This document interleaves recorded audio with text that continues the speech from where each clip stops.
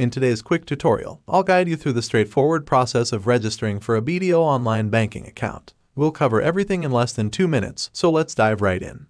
In the BDO Online Banking website, select Not Yet Enrolled, Enroll Now. Be sure to check the box and hit Submit. You'll be directed to a page where you should choose your account type and if you're within the Philippines or outside. Fill in the necessary information and hit Submit. Next, follow the instructions on the page to go to an ATM and input the activation code sent to you. Now, let's move on to the next steps for the ATM. Choose Other Services, then activate Electronic Banking.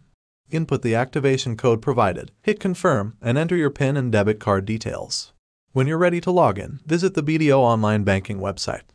Type in your user ID and password.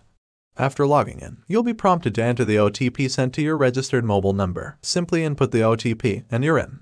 Congratulations! You've successfully enrolled in BDO's online banking service. From here, you can manage transactions, send money, pay bills, and more. Thanks for watching. Don't forget to like, subscribe, and share for more useful tutorials.